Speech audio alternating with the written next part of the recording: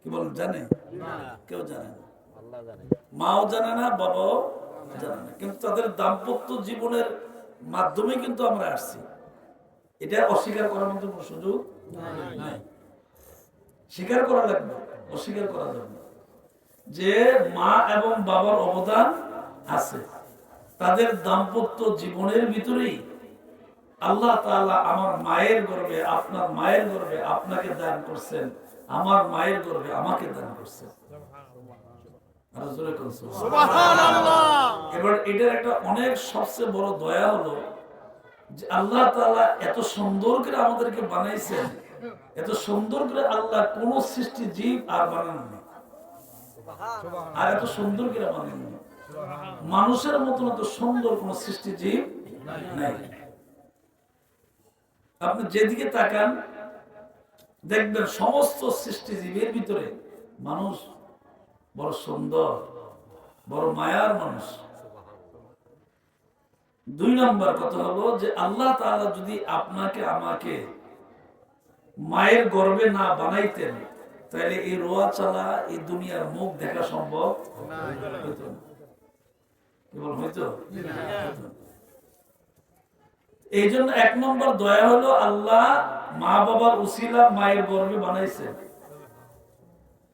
দুই নম্বর হলো যে আল্লাহ যে এত সুন্দর করে আমার চেহারা মুখমন্ডলটা আল্লাহ নিজ কুদরতি হাত দেয়া যে বানাইছেন, এই দয়াটা যদি আমি বুঝতাম তাহলে আমি কোনোদিন আল্লাহর ঘর মসজিদ ছাইরা অন্যদিকে যেতাম না।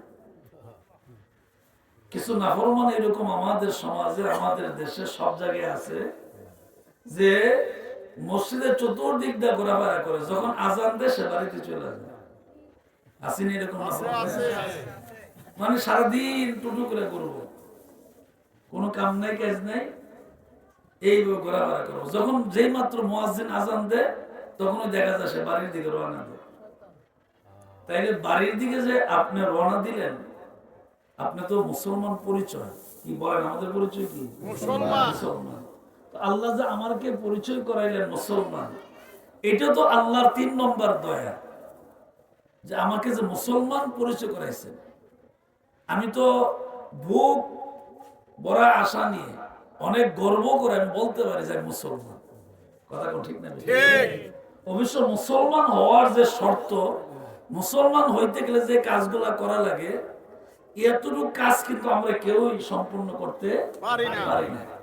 কিন্তু তারপরও আমি গর্ববোধ করে বলি, বুক ফোলাইয়া বলি, সাহস করে বলি, বুক উঁচু করে বলি যে আমি মুসলমান। কথা কম আরো জোরে। আমরা কিন্তু বলে বলি যে মুসলমান। অবশ্যই আল্লাহ তাআলা কোরআনে কারিমে স্পষ্ট বলছেন, হে ঈমানদারগণ, তোমরা মুসলমান না হইয়া কবরে আইসো না। আগে কিন্তু বলছে ঈমানদার, তারপর বলছে কি মুসলমান না হইয়া কবরে আইসো না। তাহলে এর কথা দ্বারা কি বোঝা গেল যে ঈমানদার হওয়াটা সহজ, কোন কালিমা পড়লে ঈমান আনা যায়, অথবা এটার বিশ্বাস করলে ঈমান আনা যায়। কিন্তু মুসলমান হওয়া এটা বড় কঠিন, কারণ আল্লাহর কোরআনের সমস্ত আইন মানা লাগবে, রসুলের সমস্ত সুন্নতের আমল করা লাগবে, অথবা এটার উপরে বিশ্বাস রাখতে হবে, তারপরে আপনি মুসলমান। ঠিক না? তারপরে আপনি মুসলমান। তাহলে মুসলমান হওয়া অনেক কঠিন, কিন্তু এই কঠিন কাজটাকে আমরা অতি সহজে বলে ফেলি যে আমি মুসলমান। কথা ঠিক না? কি বলি? আনা মুসলিম, আমি মুসলমান, এটা বলে ফেলি একেবারে সহজে। একেবারে সহজে মুসলমান বললাম, তো এটাও 3 নম্বর আল্লাহর একটা দয়া। তাহলে এই যে আমি মুসলমান হিসাবে দেশের কাছে, সমাজের কাছে, দুনিয়ার যে কোনো জায়গায় গেলে, যেমন সৌদি আরবে যখন আপনি যাবেন, আপনার মুসলমানদের আকামা আর অমুসলমানদের আকামার কালার কিন্তু একরকম না, ভিন্ন রকম, এবং লেখা থাকে, এগুলোর মধ্যে লেখাও থাকে, কালারও ভিন্ন থাকে। আমি এটা দেখছি নিজের চোখে, এই জন্য বলতে পারছি। তা এই জন্য বললাম যে আমি পৃথিবীর যে কোনো প্রান্তে গেলে আমি বলতে পারি আমি মুসলিম, আমি একজন মুসলমান।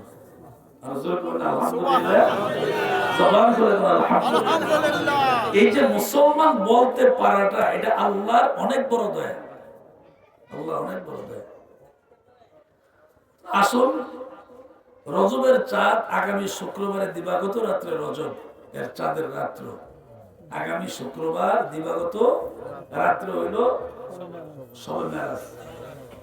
শুক্রবারটা 26 তারিখ, রাত্রে হলো 27 তারিখ। তো এই গুরুত্বপূর্ণ একটা সময় যে জান্নাতের বাগানে আপনাকে আমাকে আল্লাহ হাজির করছেন। গতকাল আমি ছিলাম আপনার কসবা উপজেলার একেবারে শেষ গ্রাম, গ্রামটার নাম হলো বাউল খন্ড। এরপর আর কসবা উপজেলা নেই, এরপর নবীনগর শহর। আজকে আবার এখানে আসছি, আবার আগামীকাল আমার মাহফিল যাত্রা আপনাদের এলাকায় এদিকে। তো এইভাবে প্রতিদিন আল্লাহ কথা বলা, এটা কিন্তু আল্লাহর একটা বিশেষ দয়া। কি বলেন, দয়া না? আল্লাহ যদি আমাকে জবান বন্ধ করে দিত তাহলে আমি একটু বলতে পারতাম, বলতে পারতাম। তা আল্লাহর আরেকটা বিশেষ দয়া হলো আপনিও কথা বলতে পারেন, আমিও কথা বলতে পারি। তো আল্লাহর একটা এই দয়া। এই আল্লাহর দয়ার উপরে যদি আমরা বিশ্বাস থাকে তাহলে একজন মুসলমান কোনোদিন বেনামাজি হইতে পারে না। কষ্ট হয়েছে? একজন মুসলমান কখনো বেনামাজি হইতে পারে। এবং এখানে স্পষ্ট যে কোন মুসলমান যদি মুসলমান পরিচয় দেয়, এইরকম কোন মুসলমান যদি ইচ্ছা করে 3টা জুমার নামাজ তরক করে, সে ফাসেক হয়। আর যদি কোন মুসলমান পরিচয় দেওয়ার পরে নামাজকে অস্বীকার করে, সে কাফের হয়। বুঝে থাকলে আবার বলবে, যদি কোন মুসলমান অলসতা করে, অলসতা যে বললাম না করি না, এইরকম অলসতা করে যদি 3টা জুমার নামাজ সে তরক করে পড়ে না, সে ফাসেক হয়ে যায়। তার দ্বারা যে কোনো মন্দ কাজ, যে কোনো গুনাহ কাজ করা সম্ভব হইতে পারে, করে। কারণ তার একটা অভ্যাস। নামাজে তো ছেড়ে দিয়ে তোর গুনাহ কাজ করা তার জন্য কোনো ব্যাপারই না। নবীজি বলছেন যে যদি কোনো মুসলমান দাবি করে সে নামাজকে অস্বীকার করে, সে ডাইরেক্ট কি কাফের। মান তারাকা সালাতান মুতাআম্মিদান ফাকাদ কাফারা। খুব সাবধান। পৃথিবীতে আপনি যে কোনো কাজ করেন, এটা হয়তো কোনোটা কোনো কাজটার সওয়াব একটু বেশি, কোনোটার সওয়াব কম, অথবা কোনোটা একটু গুনাহ বেশি হয়, কোনোটা একটু গুনাহ কম হয়। কিন্তু নামাজ এমন এক জিনিস যে এটা যদি অস্বীকার করে ছেড়ে দেয়, অস্বীকার করে যে মুসলমানদের আবার নামাজ কি, এরকম যদি কেউ বলে, তার অন্তর থেকে যদি বলে, সে সাথে সাথে কাফের হয়ে যায়। এই জন্য কোন মুসলমান বেনামাজি হইতে পারে না। 4 নম্বর কথা হলো স্পষ্ট। 4 নম্বর হলো আপনার আমার পরিচয়, আমি আখির নবীর উম্মত। কথা ঠিক না?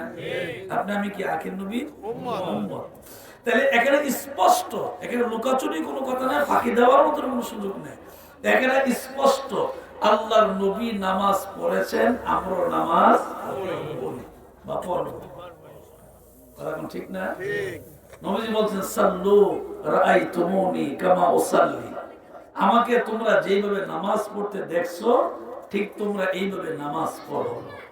আচ্ছা বলেন, কথাটা কি আমার না নবীর? একটু কথা বলবেন, আওয়াজ করে বলবেন। কথা কি মুখলেসুর মান্নানি আমার না নবীর? তাহলে যেই উম্মত নবীর কথা অস্বীকার করে, সে কি উম্মত হইতে পারে? উম্মত হওয়া সম্ভব? সম্ভব না। তো যেই নবীর উম্মত নবীর কথাকে অস্বীকার করে, মূলত সে নবীরই অস্বীকার করে। কারণ যে সন্তান বাবার কথা মানে না, সে কোনোদিনও সুসন্তান হইতে পারে না। সুতরাং আপনি আমি যেহেতু দাবি করি আখির নবী, দুজাহানের বাদশা, সাইয়্যিদুল মুরসালিন, শাফিউল মুজনবিন, রাহমাতাল লিল আলামিন মুহাম্মদুর রাসূলুল্লাহ সাল্লাল্লাহু আলাইহি ওয়াসাল্লামের উম্মত যেহেতু স্বীকার করি, তাহলে উম্মত স্বীকার করার অর্থ হইলই নামাজি হওয়া। কি বলেন? ঠিক না? আসুন এবার মূল কথা দিকে যাই। মূল কথা হলো নবীজি পৃথিবীতে আগমন করার পরে বয়স যখন 40 বছর হয়ে গেল, আল্লাহ তাআলা নবীজিকে ডাক দেয়া বলল, নবী গো, আপনার আগে সমস্ত নবীরা এক আল্লাহর দাওয়াত দিয়েছে মানুষের কাছে। আপনার 40 বছর পুরা হয়ে গেছে, এখন আপনারও দায়িত্ব আমি আল্লাহ যে এক, এই কথাটা মানুষের কানে কানে পৌঁছায় দেয়। সুবহানাল্লাহ। আর জোরে এটা আপনার দায়িত্ব। তো এই দায়িত্বটা নবীকে আল্লাহ পাক কিভাবে দিলেন? আল্লাহ পাক জানিয়ে দিলেন। জিবরাইল পয়গম্বর হারা গুহার ভিতরে সেজদারত অবস্থায় ধ্যানের ভিতরে আছে। জিবরাইল দেরি করবো না, জিবরাইল আমার পয়গম্বরের কাছে যাও, এক কালিমার দাওয়াত দিয়া तमाम পৃথিবীর মানুষদেরকে দাওয়াত দেওয়ার মতন বলিয়া দাও। সুবহানাল্লাহ। জিবরাইল আয়েশা দেখে নবী হারা গুহার ভিতরে ধ্যানমগ্ন মাওলার সঙ্গে দিদার করে। কার সঙ্গে? मौला संगे दीदार को इश्क़ महबूब खुदा जिस दिल में हासिल नहीं, इश्क़ महबूब खुदा जिस दिल में हासिल नहीं, लाखों मोमिन हो मगर ईमान में कामिल नहीं, लाखों मोमिन हो मगर ईमान में कामिल नहीं। জান্নাতের বাগানে বসে রয়েছেন, বুঝবেন না এটা জায়গাটার কত দাম। দুলাল সাহেব সবাইকে নিয়ে সবার সহযোগিতায় প্রতি বছর জান্নাতের বাগান আয়োজন করে। এই জান্নাতের বাগানের কত দাম এটা এখন বুঝবেন না। মরণের পরে যখন কবরে যাবেন, আল্লাহ যখন ফেরেশতার মাধ্যমে জিজ্ঞাসা করবেন, তখন আপনি বুঝতে পারবেন রোয়াচালার জমিনে দুলাল সাহেবের আয়োজনের মাহফিলে বসে বসে যে আপনি সুবহানাল্লাহ আলহামদুলিল্লাহ লা ইলাহা ইল্লাল্লাহ জিকির করছিলেন, নবীজির নামে দুরূদ শরীফ পড়ছিলেন, সাধারণ একটা বিছানার ভিতরে আপনি বসে রয়েছেন। অবশ্য ঘরের ভিতরে খাটে বিছানায় ভালো ভালো দামি বিছানা আছে, সব ছেড়ে দিয়ে আপনি এখানে বসে রয়েছেন। মুরব্বীরা চেয়ারে বসে রইলেন, আপনারা বসে রইলেন, আমরা হয়তো স্টেজে বসে রইলাম। এই বসাটার যে কত দাম এটা এখন বুঝবেন না। মরণের পরে আল্লাহর আদালতে যখন দাঁড়াইবেন, আপনাকে যখন এইরকম একটা আমল নামা আপনার হাতের ভিতরে দেওয়া হবে, আপনি তখন নিজেই আমল নামাটা পয়লা করে দেখবেন রোয়াচালামুল হোম আফিজউদ্দিন সাহেবের বাড়িতে আপনি জান্নাতের বাগানে বসে বসে কোরআন এবং হাদিস শুনতেছে। নারে তাকবীর, নারে রিসালাত, ইয়া রাসূলুল্লাহ। ও জিবরাইল দেরি করবি না, জিবরাইল যা যা হেরা গুহার ভিতরে ধ্যানে মগ্ন আমার পয়গম্বর মদিনার নবী ধ্যানে মগ্ন পড়ে আছেন। যারে জিবরাইল যা আমার পয়গম্বরকে সুন্দর করে বলো পড়তে, ইকরা বিসমি রাব্বিকাল্লাযী খলাক, পড়তে বলো আমার নবীকে। জিবরাইল আসলেন, পয়গম্বরের পাশে হাজির হয়ে গেলেন।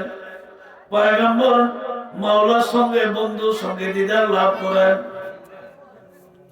এই দিদার লাভ উসিরা জিবরাইলের পাশে আসলেন, আল্লাহ নবীর চেহারার দিকে তাকাইলেন। না দমক দেওয়ার দরকার নেই, এরা বুঝে না, কারো দমক দেওয়ার দরকার নেই, আস্তে করে বুঝাই না। হ্যাঁ, দমক দেওয়া ছোট মানুষ তো ভুল করবে, বুঝাতেন আদর করে বুঝাই না যে এখানে কথা বলা যাবে না। এটা মহব্বতের দুরূদ শরীফ পড়েন, আল্লাহুম্মা সাল্লি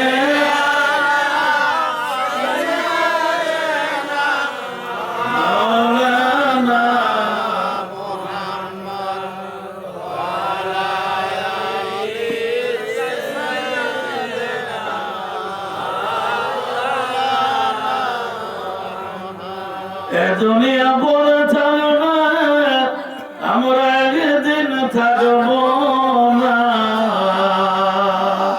সবাই আমায় ভুলে যাবে, নবীজি আপনি ভুলেন না।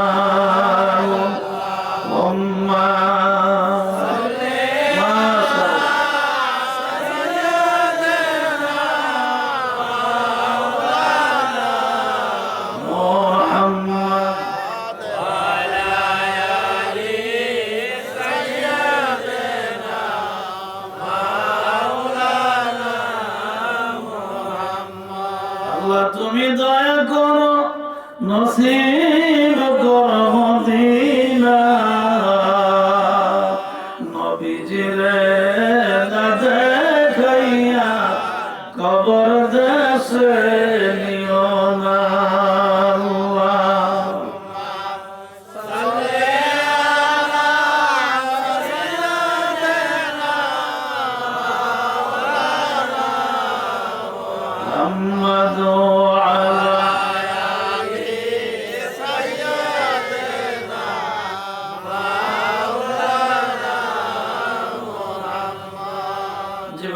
পাশে এসে দাঁড়াইলেন। পয়গম্বর ডাক দিয়ে বললেন, মা ইসমুক, আপনার নাম কি? বলে, ইসমু আনা জিবরাইল, আমি ফেরেশতা মালায়েকা জিবরাইল। জিবরাইল হঠাৎ করে হেরা গুহার ভিতরে কেন আগমন?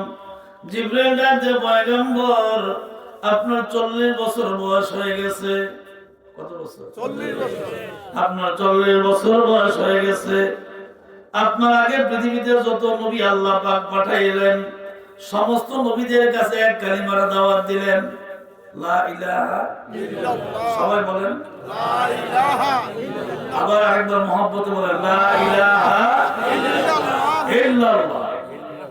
কালবে দিয়ে খেয়াল করে যখন ইল্লাল্লাহ বলবেন, এইদিকে যখন খেয়াল করবেন, লা ইলাহা, উপরে দিয়ে খেয়াল করবেন ইল্লাল্লাহ, এইদিকে যখন খেয়াল করবেন, আমার আল্লাহ সাথে সাথে কলবের ভিতরে যত গুনাহগুলি জমা ছিল, আল্লাহর কালিমার জিকিরের কারণে আমার আল্লাহ কলবের গুনাহগুলি মাফ করে দিবে। আর জোরে সুবহানাল্লাহ। জিবরাইল ডাকতে বলে, পয়গম্বর সমস্ত নবীদের কাছে ওই নিয়ে আসা হলো, এই জন্য আমি আপনার কাছে আসছি। এমন কোন নবী নাই যেই নবীর কাছে আমি ওহী নিয়ে যাই নাই। আমার দায়িত্ব নবীদের কাছে ওহী নিয়ে যাওয়া। সমস্ত নবীদের কাছে আমি গিয়েছি, এখন বাকি রইলেন শুধু মাত্র আপনি। আপনার পরে আর কোন নবী আসবে না, আপনি শেষ নবী। সুবহানাল্লাহ। আপনি শেষ নবী। ও পয়গম্বর, মনে আছে কিনা আপনার, আমি আপনার সঙ্গে একবার দেখা করেছিলাম তাইফের জমিনে।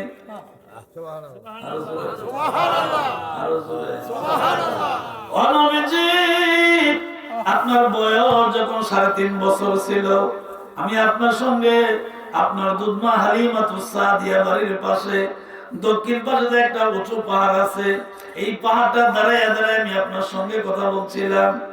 আপনার সঙ্গে আমার অনেক আলোচনা হয়েছিল। আমি সে জিবরাইল আজকে হেরা গুহার ভিতরে এসে হাজির হইলাম। জিবরাইল একা একা কোনো জায়গায় যেতে পারে না যতক্ষণ পর্যন্ত মাওলা হুকুম না করে। আমি একা একা যাওয়ার মতো আমার কোনো ক্ষমতা না। আমি চুল পরিমাণ ডাইনে বামে সামনে পেছনে যাইতে পারি না।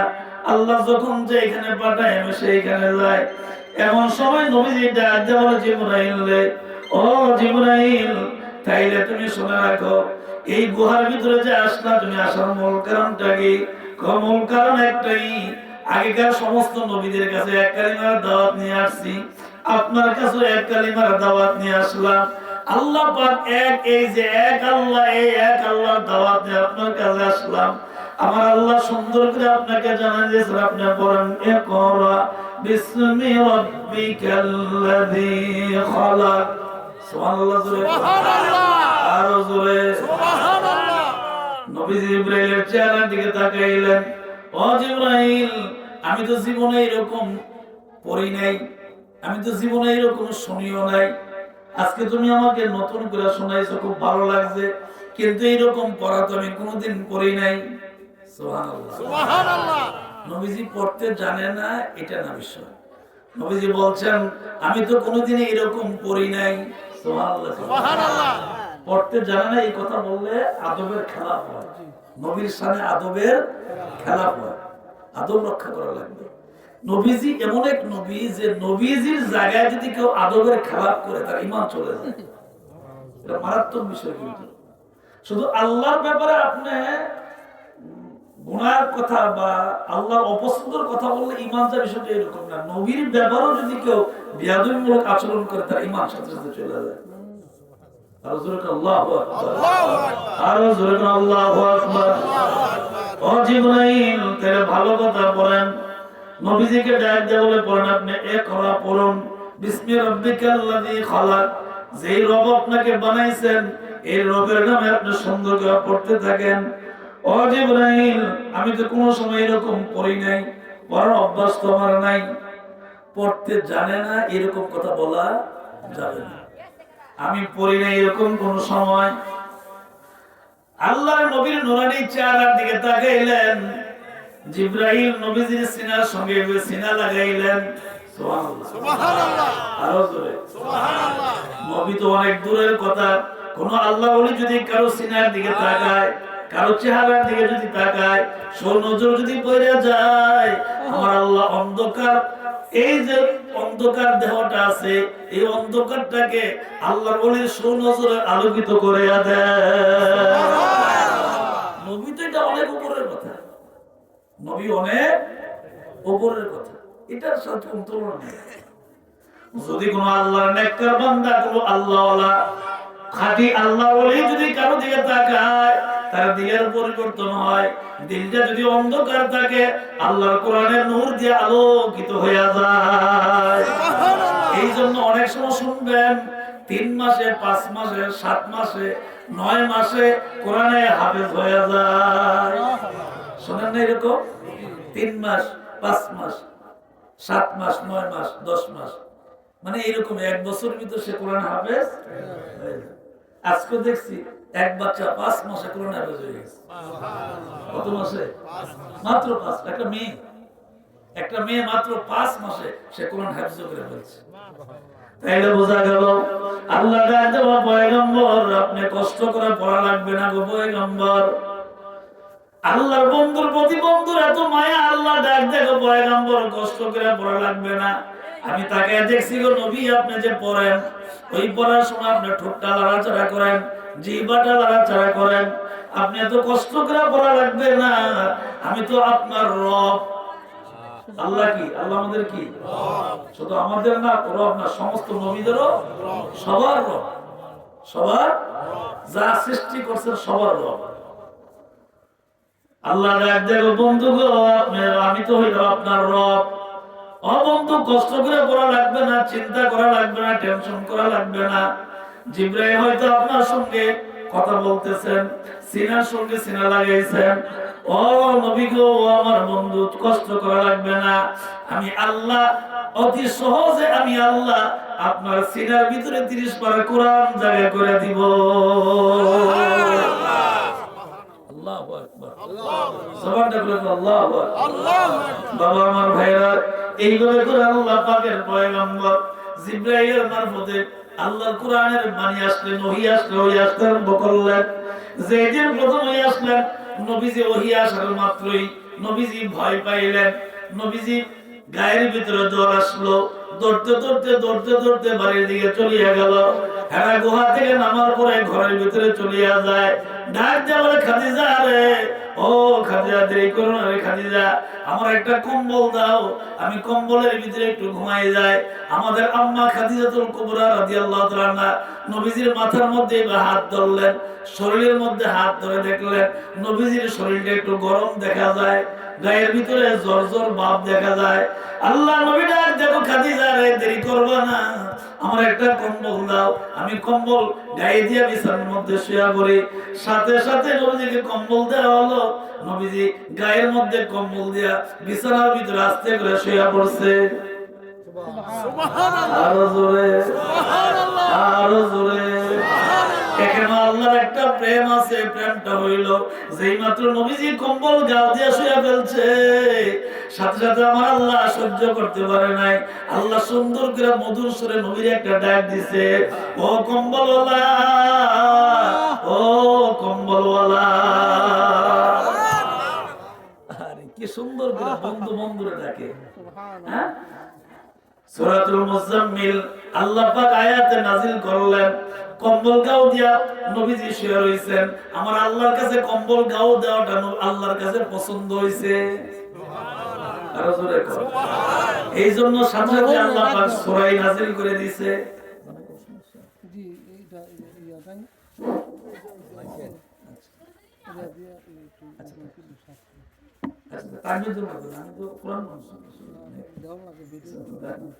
আল্লাহ কবুল করুন, বলেন আমিন।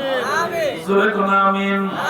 আল্লাহ ডাক দেখো বন্ধু, আপনি যে কম্বল মুড়ি দিয়া গায়ে দিয়া সুন্দর করে যে বিছানায় ঘুমাই রইছেন, এটা আমি আল্লাহর খুব পছন্দ হইছে, মায়া লাগছে, এই জন্য আমি আপনাকে কম্বলওয়ালা করে ডাক দিছি। আরো জোরে কোন সুবহানাল্লাহ। বন্ধু বন্ধুরে কত সুন্দর করে ডাকে। আল্লাহর নবীর এই গায়ের জ্বর আর কম্বল দেখা আমাদের আম্মা খাদিজাতুল কুবরা রাদিয়াল্লাহু তাআলা আনহা অনেক টেনশনে পড়ে গেলেন, চিন্তায় পড়ে গেলেন, পেরেশানির ভিতরে পড়ে গেলেন। নবী ডাক দেন, খাদিজা রে,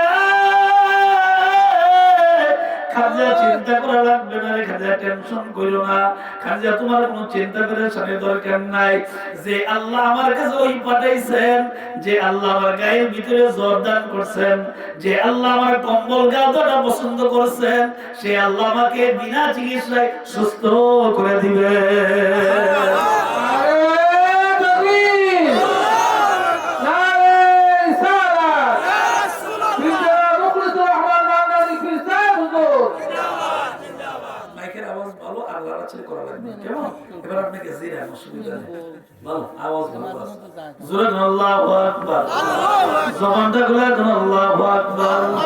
আল্লাহর নবী এবার আল্লাহর পক্ষ থেকে দাওয়াত পাইলেন। দাওয়াত পাওয়ার ভিতরে আল্লাহর নবী সুন্দর করে করে মানুষের বাড়িতে দাওয়াত পৌঁছাবেন। কিন্তু দাওয়াত যে পৌঁছাবেন, মক্কার অবস্থা তো ভালো না, মক্কার অবস্থা তো কঠিন। অবস্থা ভালো ভালো না। فليعبدوا رب هذا البيت الذي أطعمهم من جوع وآمنهم من خوف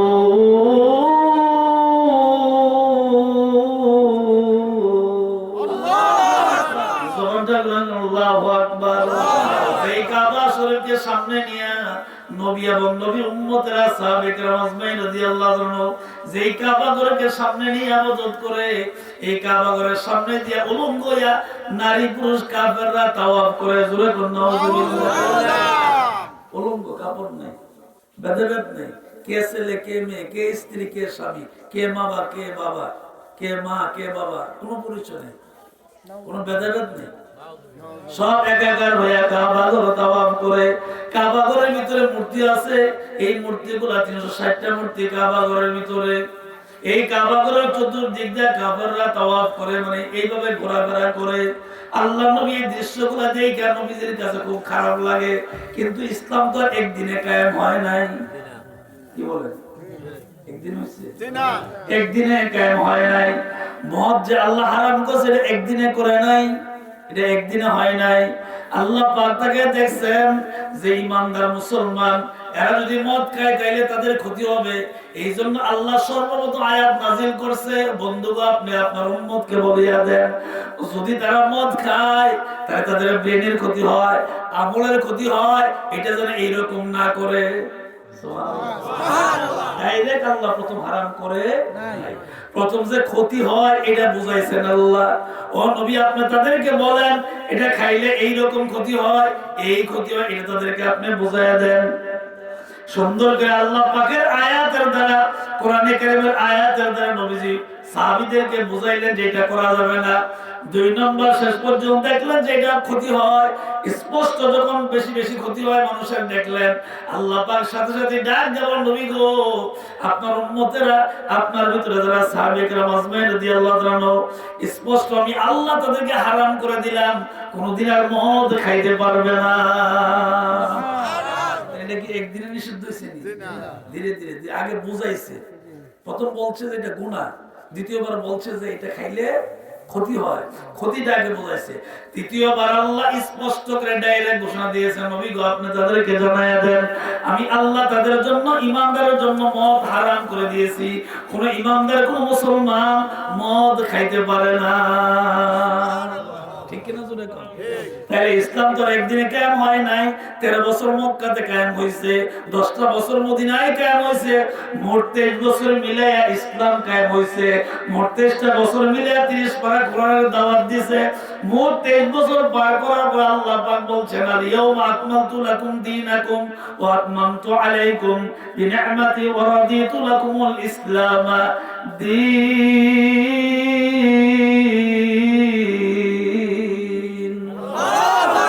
জবানটা বলেন আল্লাহু আকবার।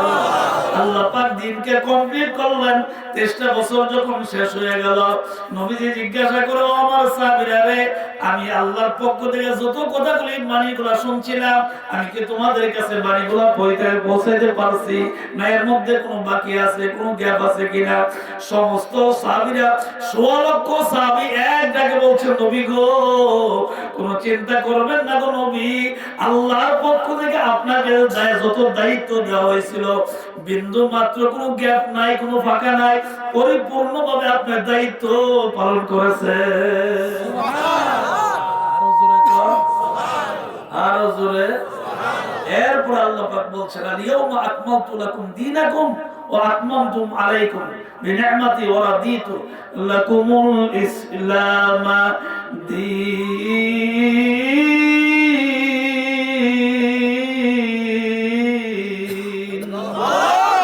মাশাআল্লাহ, জবান করে আল্লাহু আকবার। আল্লাহ পাক আয়াত নাযিল করে দিলেন।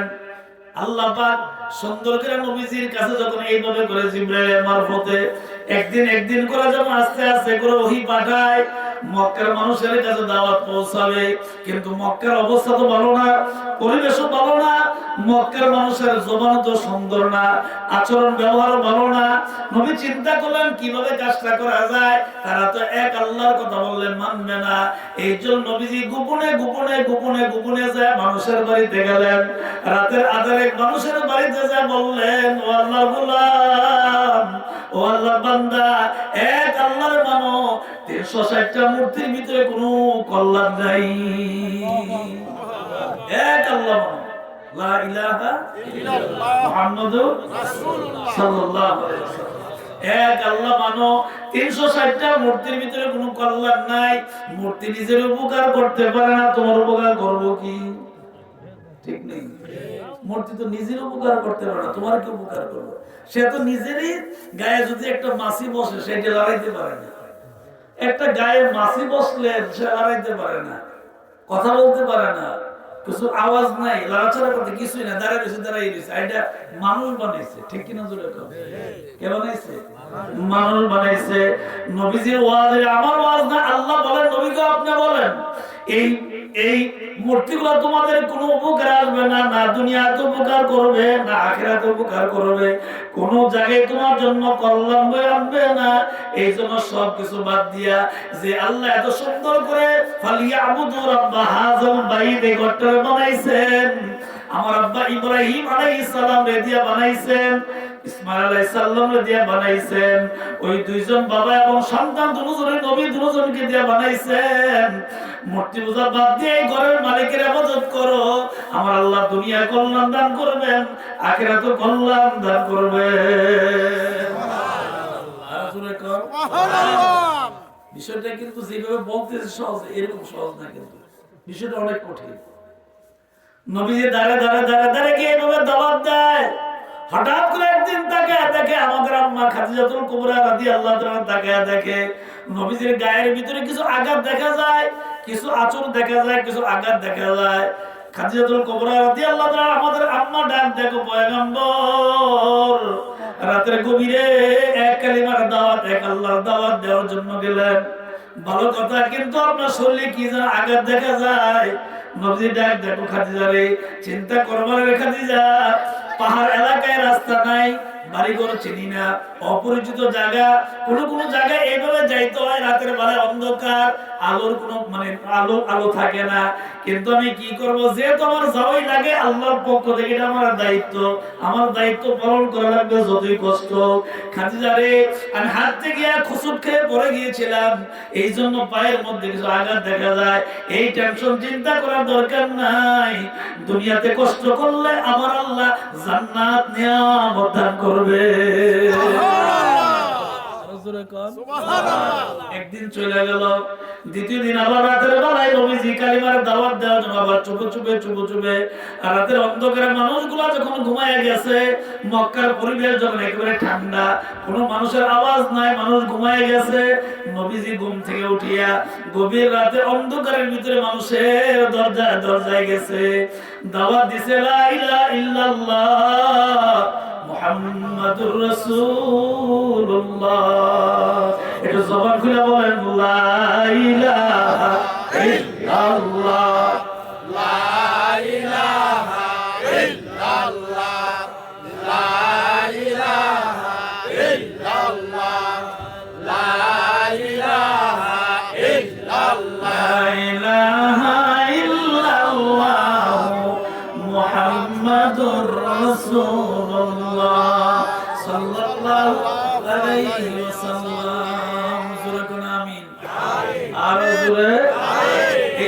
লা ইলাহা ইল্লাল্লাহ মুহাম্মাদুর রাসূলুল্লাহ সাল্লাল্লাহু আলাইহি ওয়াসাল্লাম। এই যে খেয়াল রাখতে হবে, যেখানে হবে নারে তাকবীর আল্লাহু আকবার, ওইখানে হবে নারে রিসালাত ইয়া রাসূলুল্লাহ।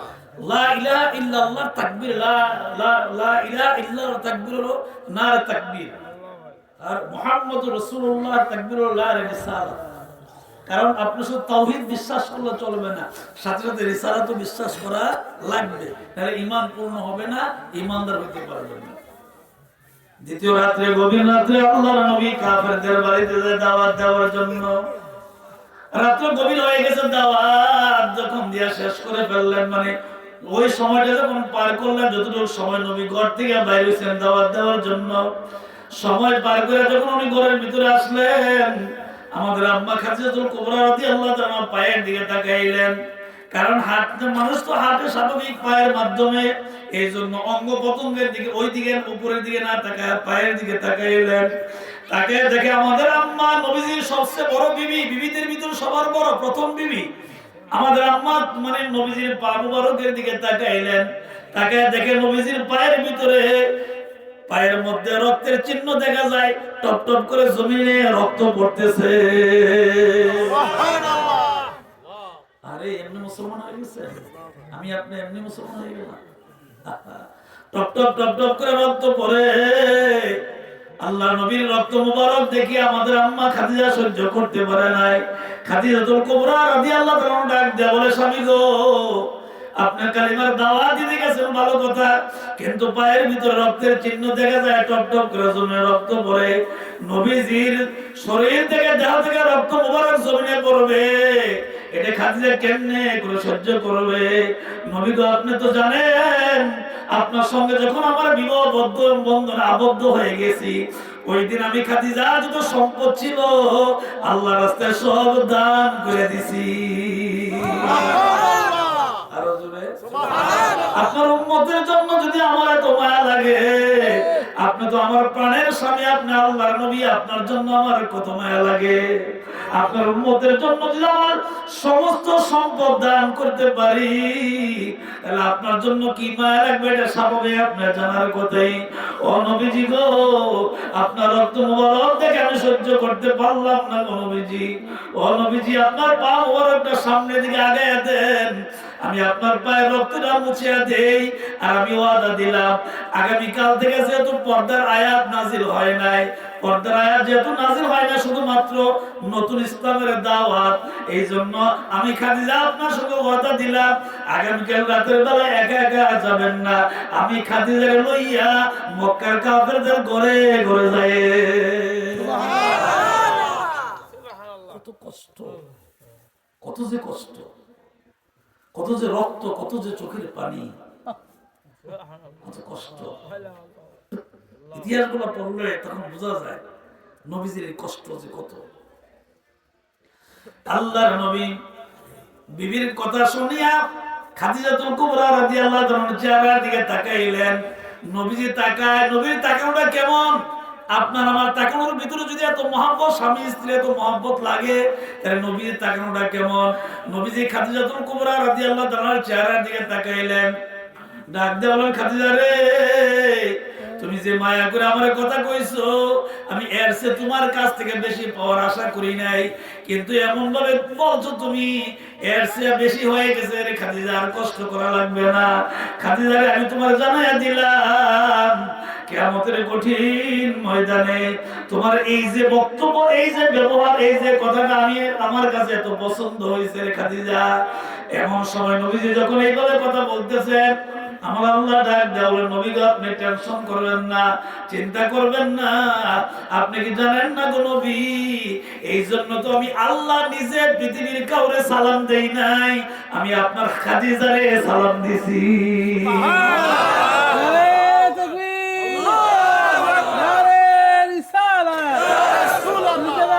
রহমান মান্নানী পীর সাহেব কেবলা। আল্লাহ আল্লাহ। ও নবী গো, আমি তো পৃথিবীর কাউরে সালাম দেই নাই, আপনার খাদিজার আচার ব্যবহার কাজকর্ম দেখা আমি আল্লাহ নিজে জিবরাইলের মারফতে সালাম দিছি গো নবীজি। পরদিন আবার যখন রাত্র গভীর হয়ে গেছে, বিছানা থেকে উঠিয়া দ্বীনের কাজে, কালিমার কাজে, দাওয়াতের কাজে বের হবেন। আমাদের আম্মা ডাক দিয়ে বলে, ও নবীজি, আপনি আজকে একা একা যাইতে পারবেন না, আমারে লইয়া যান। নবীজি ডাক দিয়ে বলে, খাদিজা রে, তুমি তো মেয়ে মানুষ, মহিলা মানুষ, আমি পুরুষ মানুষ, আমি যে কষ্টটা করতে পারি এটা তুমি পারবা না। পুরুষ যে কষ্ট করে মহিলা তা পারে না রে। ও খাদিজা, তুমি পারবা না, মহিলা মানুষ হাঁটতে গেলে কষ্ট হবে। আমি যত তাড়াতাড়ি হাঁটতে পারি তুমি তত তাড়াতাড়ি হাঁটতে পারবা না। এটা হলো 1 নম্বর। নাম্বার 2, আমি তো সাধারণ মানুষ না রে খাদিজা, আমি তো আল্লাহর শ্রেষ্ঠ পয়গম্বর। আমার হাঁটার যে গতি আছে রে খাদিজা, এই গতি পৃথিবীর আল্লাহ আর কাউকে দ্বিতীয় আর কাউরে দান করে নাই। এটা তুমি পারবা না রে খাদিজা, ওনার চোখ যেও না। খাদিজাতুল কুবরা রাদিয়াল্লাহু তাআলা চোখের পানি ছেড়ে ছেড়ে কান্দে কান্দে। এই কান্নার অবস্থায় নবীজি সুন্দর করে আদর করে বুঝায় গেলেন, সান্ত্বনা দিয়ে গেলেন, খাদিজা আমার সঙ্গে যাইতে হবে না, তুমি দোয়া করো, আমি আল্লাহর পক্ষ থেকে যে বাণীগুলো আছে আমার উপরে দায়িত্ব, আমি আল্লাহর পক্ষ থেকে বাণীগুলো মানুষের কানে কানে পৌঁছে দেই। যদি তারা লা ইলাহা ইল্লাল্লাহ কালিমা পড়ে ফেলায়, মক্কা শরীফের কাবা ঘরের সামনে দাঁড়াইয়া দাঁড়াইয়া আমরা সবাই মিলে মাওলার ইবাদত করতে পারবো। আরো জোরে কোন সুবহানাল্লাহ। দুরূদ শরীফ পড়েন, আল্লাহুম্মা সাল্লি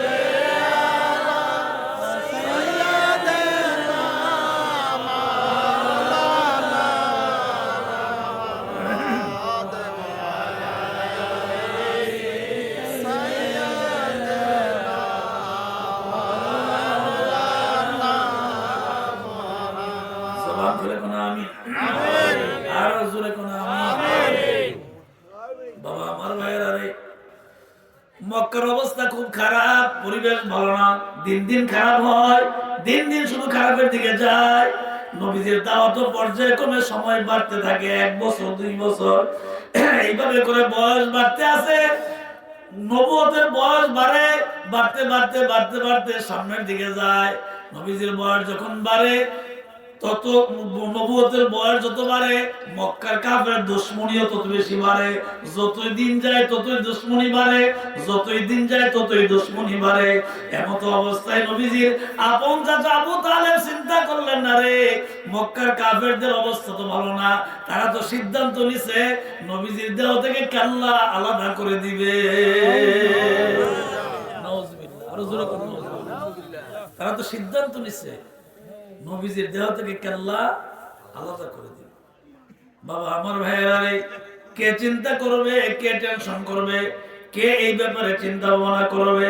চিন্তা করার মতো মা নাই, নবীজির বাবাও দুনিয়াতে নাই। নবীজির মা নাই, নবীজির বাবাও তো দুনিয়াতে নাই, কেউ তো দুনিয়াতে নাই। আবু তালেব চিন্তা করে দেখলো, আমি যদি আমার বাতিজার পাশে না দাঁড়াই তাইলে তো আমার বাতিজার কষ্ট হবে, আমার বাতিজার সমস্যা হবে।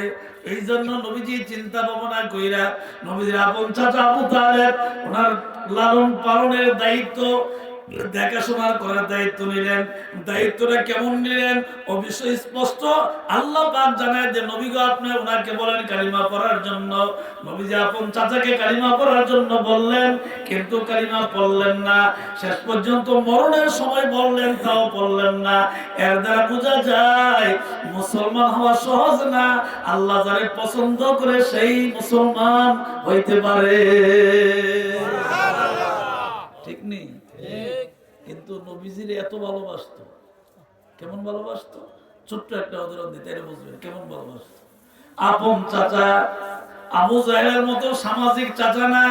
আবু জাহেল কিন্তু নবীজির কোনো চাচা না, সমাজের একজন মুরব্বী হিসেবে চাচা রাখতেন। কিন্তু আবু তালেব আপন চাচা। আবু তালেবের দিকে তাকাইলেন নবীজি, আবু তালেব ভাতিজার চেহারার দিকে, নবীজির চেহারার দিকে তাকাইলেন।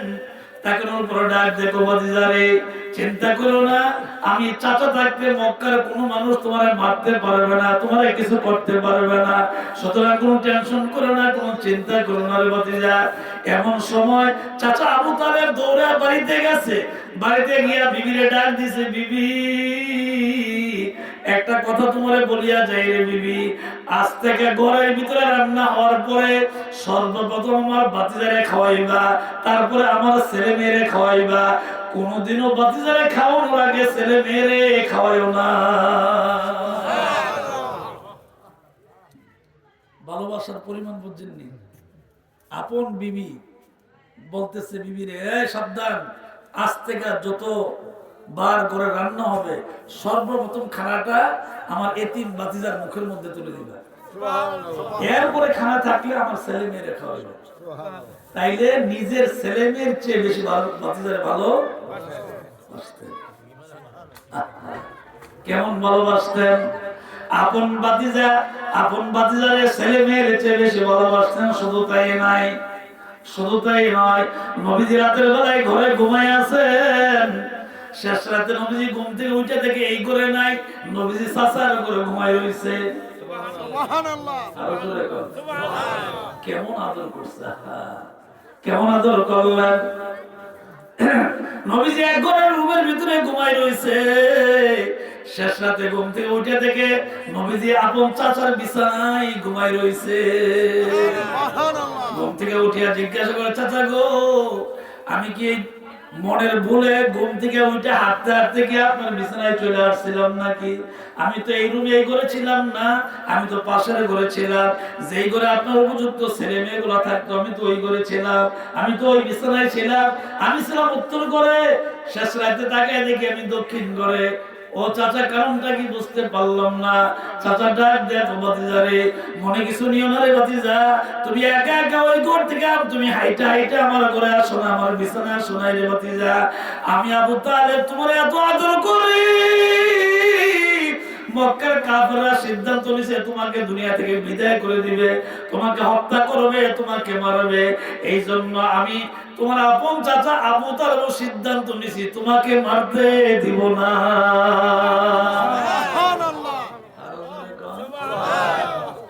কেমন আদর, কেমন আদর।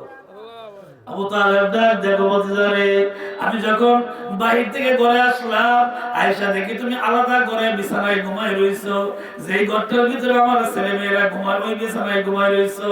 আমি তোমার ঘুমন্ত অবস্থায় তোমার কুলে কইরে আইনা আমার বিছানায় ঘুমায় রাখছি।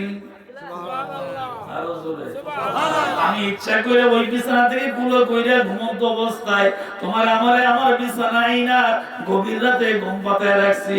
তুমি হাইটা হাইটা আসো নাই, ঘুম থেকে উঠে ইচ্ছা করে আসো না, আমিও কুলো করে আনছি। চাচা ডাক দেন যখন এই কথা বললেন, আল্লাহ নবী দুইটা চোখের পানি ছেড়ে ছেড়ে কাঁদতে আরম্ভ করলেন।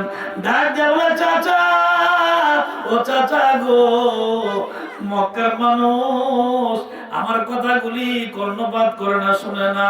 ওই দিক দিয়ে আমি কষ্ট পাই, আরেক দিক দিয়ে আপনি চাচা হইয়া আপনি তো কালিমা পড়েন না, তারপর আপনি আমার চাচা হইয়া এত আদর করেন, সারা রাত ভর গোপনে গোপনে দাওয়াত দিয়ে যে কষ্ট করি আপনার ব্যবহার দেখলে আমার কষ্ট দূর হইয়া যায়।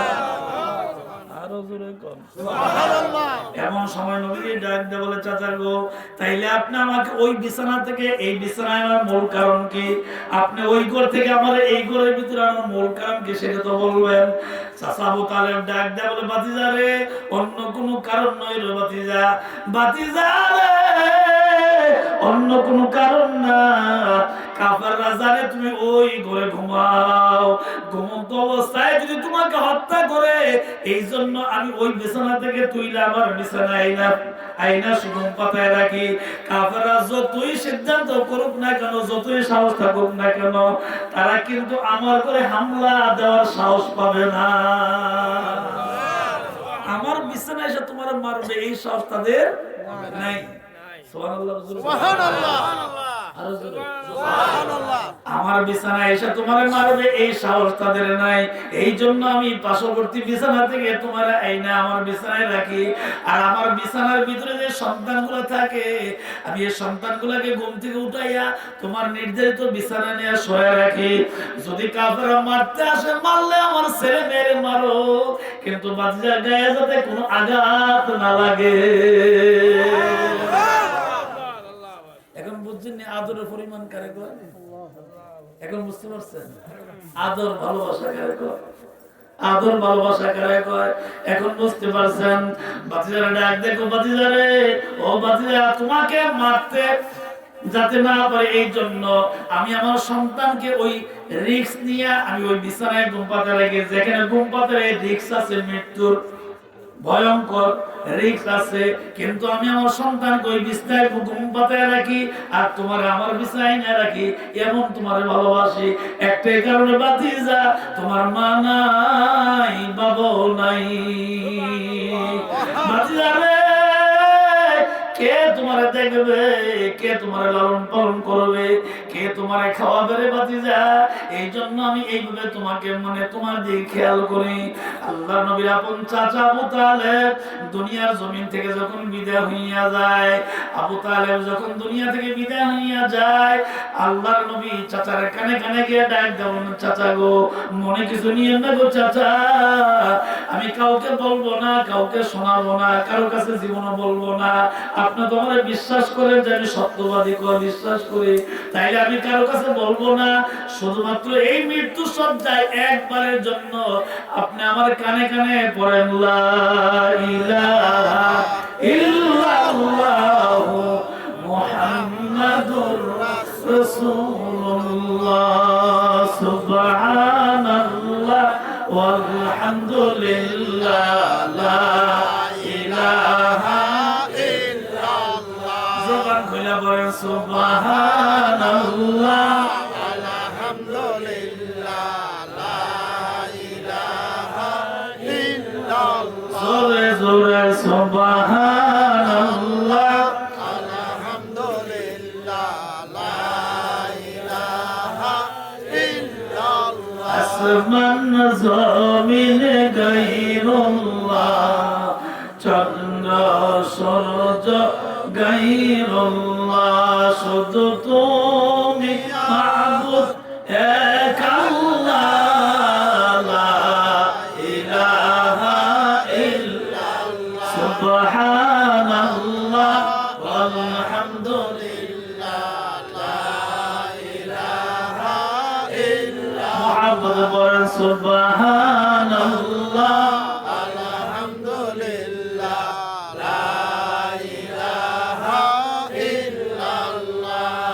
উত্তম জিকির সুবহানাল্লাহ, আলহামদুলিল্লাহ, লা ইলাহা ইল্লাল্লাহ, আল্লাহু আকবার। সুবহানাল্লাহ বলবেন না? আরো জোরে করুন। এই চারটি জিকিরের দাম আল্লাহর কাছে বেশি।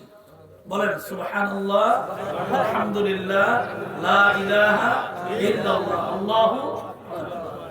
এই চারটি জিকির নির্ভেজাল জিকির, যে জিকিরের ভিতরে কোনো ভেজাল নাই। আমাদের দেশে বন্ড পীরের জিকিরের ভিতরে ভেজাল আছে, আসেনি? মন্ডপের অভাব নাই। নিজে নামাজ পড়ে না, মুরিদ রে কিরে নামাজের কথা কইব, ঠিক কিনা জোরে কর। নিজে নামাজ পড়লে না, নামাজের কথা নামাজের কথা মুরিদকে বলতো। এমনও তো পীর আছে নামাজের স্বীকারই করে না, বিশ্বাসই করে না। ১৫০০ বছর আগে আল্লাহ নবী বলেন, যারা নামাজকে অস্বীকার করে তারা কোনোদিন মুসলমান হইতে পারে না। ঠিক কিনা জোরে কর, কথা বলেন ঠিক না বেঠিক? এই জন্য একেবারে পরিষ্কার জিকির, যে জিকিরের ভিতরে কোনো ভেজাল নাই, একবারে স্পষ্ট এবং আল্লাহর পছন্দনীয় জিকির সুবহানাল্লাহ ওয়ালহামদুলিল্লাহ, লা ইলাহা ইল্লাল্লাহ, সুবহানাল্লাহ, আলহামদুলিল্লাহ, লা ইলাহা ইল্লাল্লাহ। জবান খুলে করুন আল্লাহু আকবার, আর মুহাব্বত করে করুন আল্লাহু আকবার। দিল থেকে আরেকবার বলেন আল্লাহু আকবার। জোরে করুন মারহাবা, আরো জোরে মারহাবা।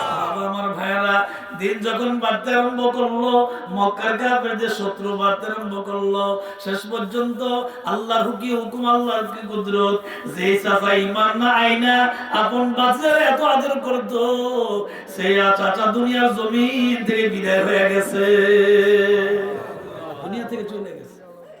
কিন্তু দুনিয়া থেকে চলে গেছে, নবী তো ইন্না লিল্লাহ পড়তে পারে না, কারণ সে তো মুসলমান না।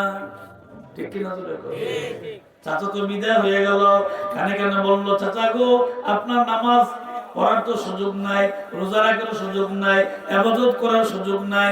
কিন্তু আমি নবী, আপনার বাতিজা, আমি আপনি আমার চাচা, শুধুমাত্র একটা বারের জন্য আমার কানে কানে শোনায়া যান, কালিমাটা পড়িয়া যান।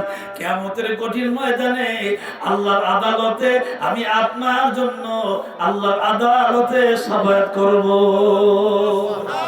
আমি আপনার পক্ষে সাক্ষী দিব, আপনার পক্ষে কথা বলবো। আমি যদি কথা বলি, আল্লাহ আপনাকে জাহান্নাম দিবে না।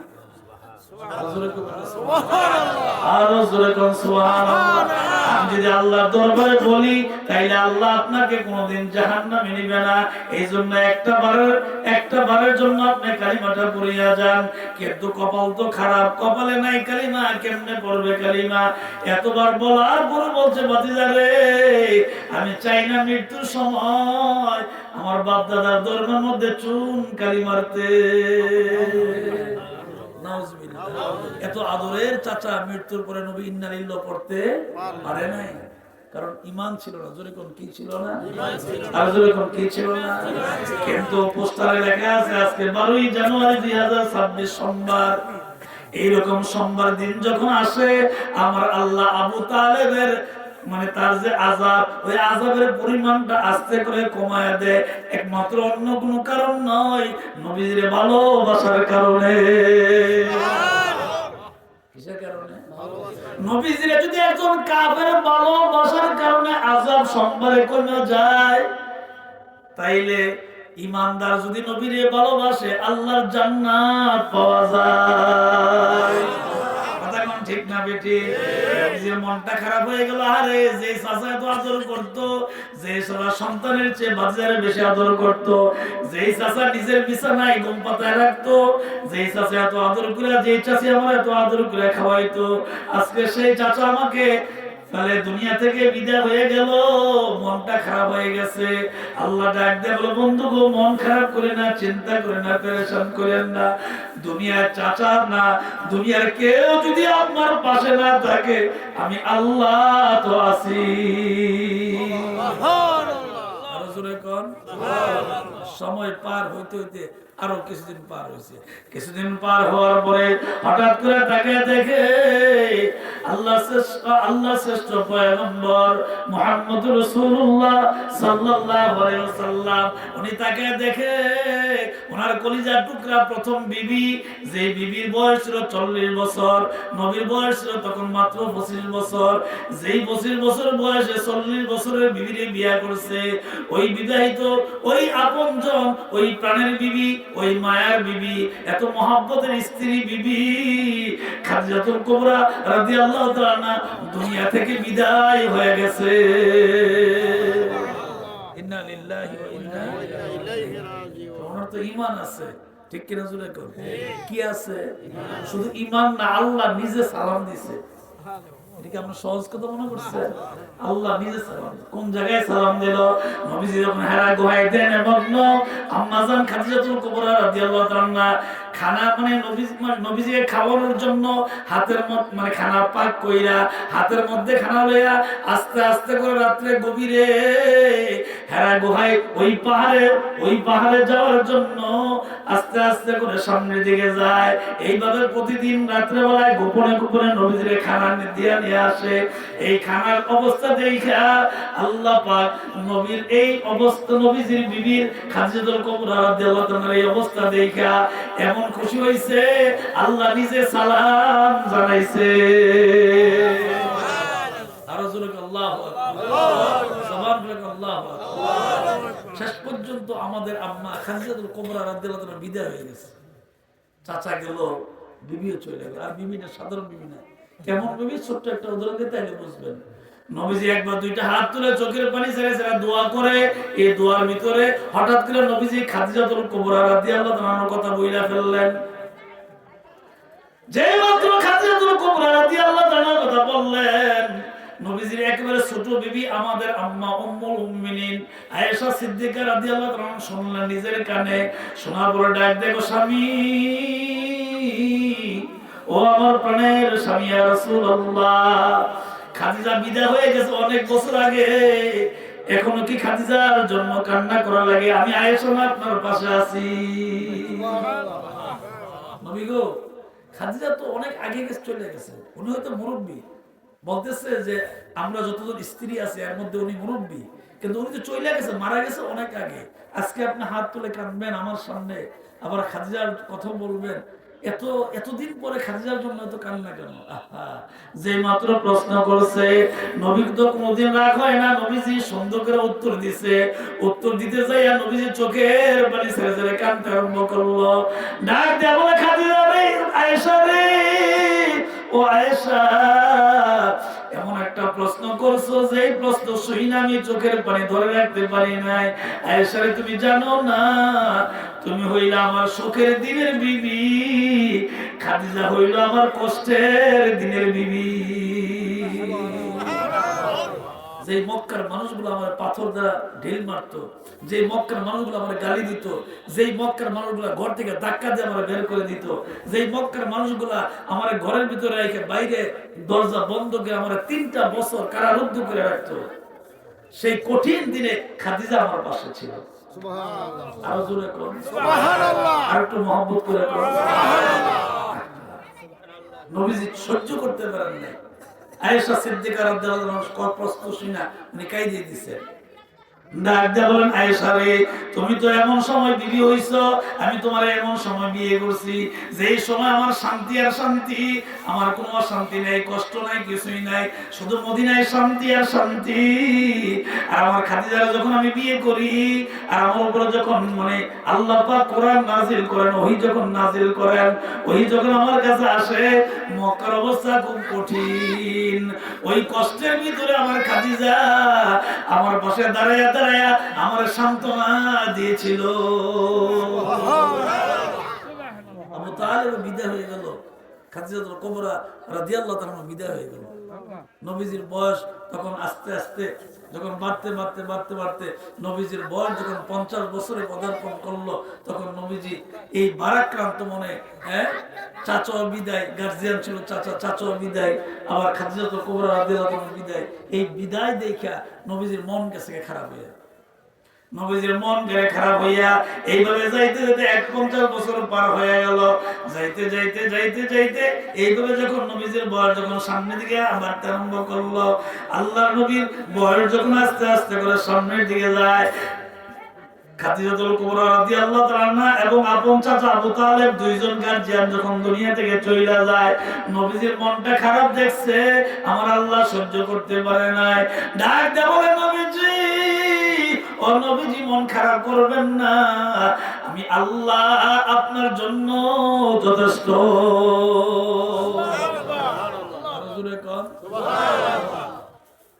নবীজির মন বেশি খারাপ ছিল, অনেক কষ্ট পাইছে। এই কষ্ট পাওয়ার ভিতরে শেষ পর্যন্ত আল্লাহ ডাক দেয়া বলেন, নবী গো, আপনার আগে ঈসা আলাইহিস সালাম পর্যন্ত আমি কোন নবীকে আকাশ ভ্রমণ করাই নাই, আমি আল্লাহ মেরাজ করাই নাই, ঊর্ধ্বগমন করেন নাই। ও নবীজি, আপনি যদি মক্কার মানুষের ব্যবহারে কষ্ট পাইছেন, আপন চাচা আবার চলে গেছে, খাদিজাতুল কুবরা রাদিয়াল্লাহু তাআলা ওও চলে গেছে, দুইটা মানুষ চলে যাওয়ার কারণে মক্কার মানুষের অপব্যবহারের কারণে আপনি কষ্ট পাইছেন, মনটা খারাপ হয়ে গেছে, চেহারাটা মলিন হয়ে গেছে। নবী, কষ্ট নিবেন না, আমি আল্লাহ কাউরে দাওয়াত দিয়ে আনি নাই, আমি আল্লাহ নিজে চিন্তা ভাবনা সিদ্ধান্ত নিছি, আপনাকে দাওয়াত দিয়া আমি আল্লাহ আরশে আজিম পর্যন্ত আনবো। আরো জোরে কর সুবহানাল্লাহ। খুব খেয়াল, আল্লাহ কোন নবীকে আরশে আজিম নেন নাই, কারণ নিছে মুহাম্মাদুর রাসূলুল্লাহ সাল্লাল্লাহু আলাইহি সাল্লাম আরশে আজিম পর্যন্ত দাওয়াত দিয়েছে। জবান করে আল্লাহু আকবার, আরো জোরে আল্লাহু আকবার। বাবা আমার ভাইরা রে, এইভাবে করে আল্লাহ পাক নবীজিকে মেরাজ করাইলেন। এই মেরাজ করাইলেন, মেরাজের আগে আল্লাহর নবী এই কালেমার দাওয়াত দেওয়ার জন্য তাইফের জমিনে গেলেন। তাইফের জমিনে আল্লাহর নবী দাওয়াত দিতে গেলেন। নবীজি কালিমার দাওয়াত দিতে তাইফের জমিনের ভিতরে চলে গেলেন, কালিমার দাওয়াত দিবেন। এই কালিমার দাওয়াত দিতে গিয়া নবীজির পালক পুত্র যায়েদ রাদিয়াল্লাহু তাআলাকে সাথে সঙ্গী সাথী করে নিলেন। তাইফের জমিনে যাওয়ার পরে নবীজি যখন যখন কালিমার দাওয়াত দেয়, দুইটা পাহাড় দুই দিক থেকে নবীজির উপরে পাথর দিয়ে ঢিল মারতে থাকে। পাথরের আঘাতে আঘাতে নবীজির শরীর মুবারক থেকে রক্ত বেয়ে বেয়ে জমিনে পড়তে থাকে। জবান করে আল্লাহু আকবার, আরো জোরে আল্লাহু আকবার। দুরূদ শরীফ পড়েন, আল্লাহুম্মা সাল্লি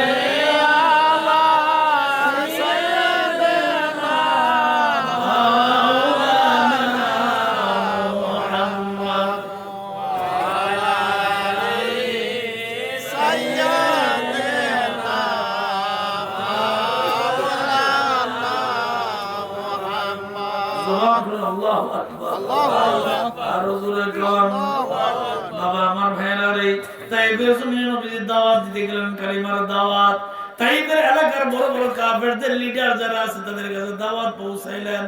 তাইফের লিডাররা নবীকে দেখার পরে খুব শান্তি পাইলেন, খুব ভালো লাগছে।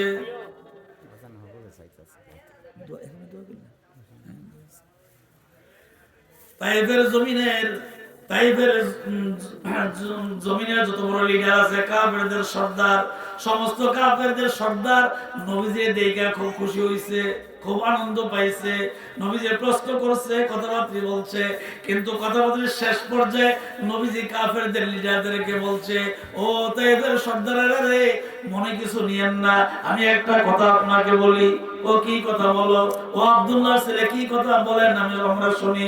তখন নবীজি বললেন, ও তাইফের লিডাররা রে, আপনারা সবাই বলেন আশহাদু আল্লা ইলাহা ইল্লাল্লাহু ওয়াহদাহু লা শারীকা লাহু ওয়া আশহাদু আন্না মুহাম্মাদান আবদুহু ওয়া রাসূলুহু। যেই মাত্র এই কালিমা বললেন, কালিমার শাহাদাতের বাণী যখন কাফেরদের লিডার তাইফের লিডারদের কানে বললেন, এতক্ষণ পর্যন্ত নবীজি কিছু বলে নাই, আদর করছে, খুব ভালো ভালো ব্যবহার করছে, সুন্দর সুন্দর কথা কইছে। যেই মাত্র কালিমার দাওয়াত দিছে, নবীজির এমন গালাগালি, এমন মারধর, এমন মানে কিছু ভাষা ব্যবহার করছে, নবীজি এমন কষ্ট পাইছে, শেষ পর্যন্ত তাদের কাছ থেকে নবীজি দূরে চলে গেছে। যাইতে যাইতে যাইতে যাইতে দুইটা পাহাড়ের মধ্যে যে রাস্তা আছে, রাস্তার ভিতরে চলে গেছে। ওই রাস্তার মধ্যে দাঁড়াইয়া আল্লাহ নবী তায়েফবাসীরে এইভাবে দাওয়াত দিছে, ও তায়েফবাসীরা রে, তোমরা পড়ো লা ইলাহা ইল্লাল্লাহ মুহাম্মাদুর রাসূলুল্লাহ সাল্লাল্লাহু আলাইহি ওয়াসাল্লাম। যেই মাত্র এই কথা কইছে, দেরি হইছে না, কথা বলতে দেরি হইল, কালিমার কথা বলতে দেরি হয়। তাইফের মানুষগুলা নবীজির উপরে পাথর বৃষ্টির মতন বর্ষণ করতে থাকে। কাফেরদের উপর যখন বৃষ্টির মতন পাথর যখন বর্ষণ করে, নবীজির শরীর মুবারক থেকে রক্ত ঝরতে ঝরতে রক্তগুলো আস্তে করে তাইফের জমিনে নবীজির পায়ের সঙ্গে লাগিয়ে গেছে। শেষ পর্যন্ত তাকে দেখে নবীজির পা এবং রক্ত একাকার হয়ে গেছে। ভালো পুত্র যায়েদ রাদিয়াল্লাহু আনহুকে ডাক দেওয়া হচ্ছে, যায়েদ রে, ও যায়েদ রে, দেরি করবি না যায়েদ, আমার জন্য এক গ্লাস পানি নিয়ে আসো, পানির পিপাসায় কষ্ট পাইতেছি। চোখের পানি আর দিক দিয়ে শরীরে রক্ত বেয়ে বেয়ে পড়ে। পালক পুত্র যায়েদ রাদিয়াল্লাহু আনহু অনেকের বাড়িতে গেলেন, শেষ পর্যন্ত কারো বাড়ির পানি পাইলেন না। পানি না পাইয়া শেষ পর্যন্ত ফিরে আসলেন। নবীজির চেহারা মুবারকের দিকে তাকিয়ে বলে, যায়েদ রাদিয়াল্লাহু আনহু বলেন, আব্বা গো, পালক পুত্র ছিল, আব্বা গো, আপনার জন্য পানি চাইছিলাম, কেউ তো আপনার নাম শোনার করে পানি দেয় নাই। নবীজি তারপরও বদদুয়া করে নাই, নবীজি তারপরও কাউরে গাল মন্দ বলে নাই, কিছুই বলে নাই, শুধুমাত্র বলছে, ওই জিবরাইল ফেরেশতা এসে ডাক দেখো, নবীজি গো, আপনি বলেন তাইফের জমিনটাকে উল্টাইয়া তাইফের জমিনটাকে ধ্বংস করে দেই। তারা আপনাকে পাথর মারছে, রক্ত তাইফের জমিন লাল হয়ে গেছে, পানি চাইছে, পানি পর্যন্ত দেয় নাই, আপনি শুধুমাত্র অনুমতি দেন, তাইফের জমিনটাকে উল্টাইয়া ধ্বংস করে দেয়। নবীজি এক মুস্কি একটা হাসি দিয়ে ডাক দেয়া বলে, জিবরাইল রে, রক্ত ঝরছে, কোনো অসুবিধা নাই রে জিবরাইল, তাইফের জমিন যদি ধ্বংস করে দাও, আমি কার কাছে কালিমার দাওয়াত পৌঁছাবো? নারে তাকবীর, নারে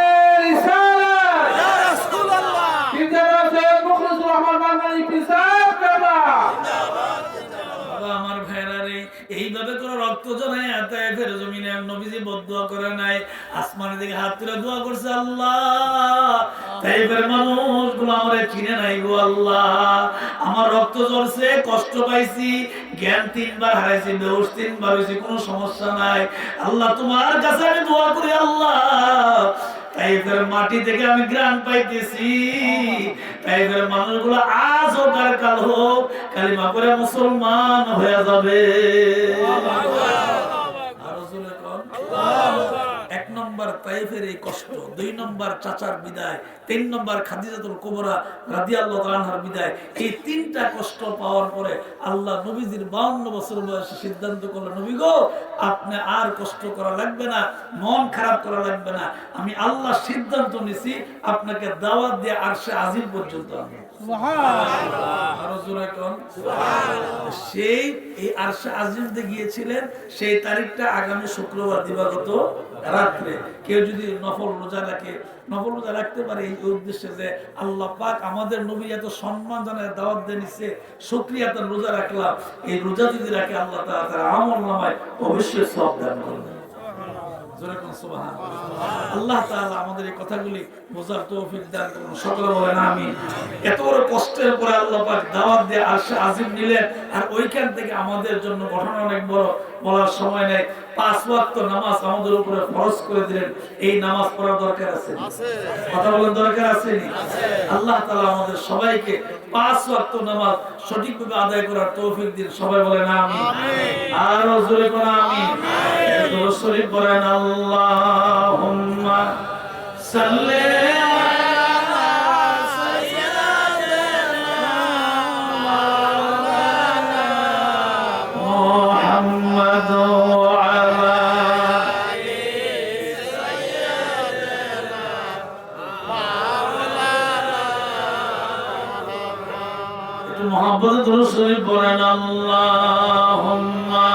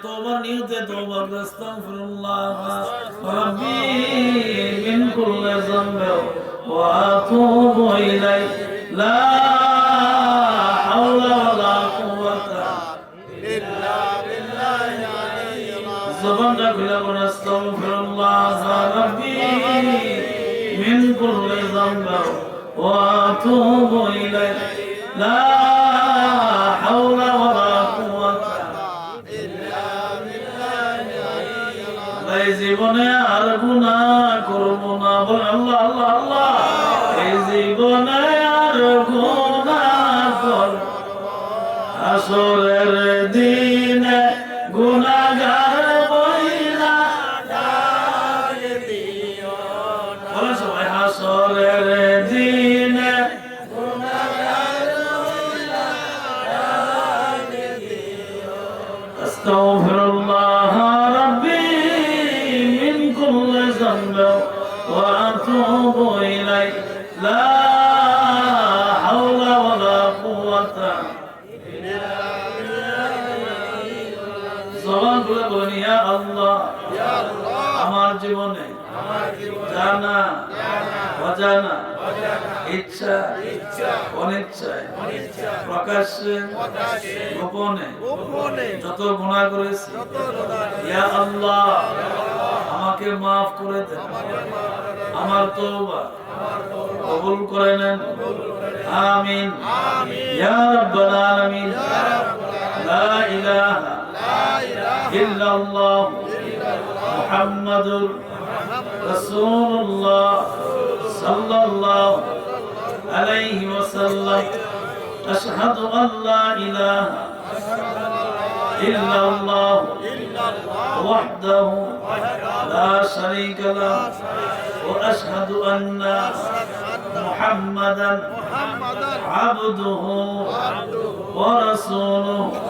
বাবারে গভীর রাতে দোয়া করার মুহূর্তে নবীজি একটু সালাম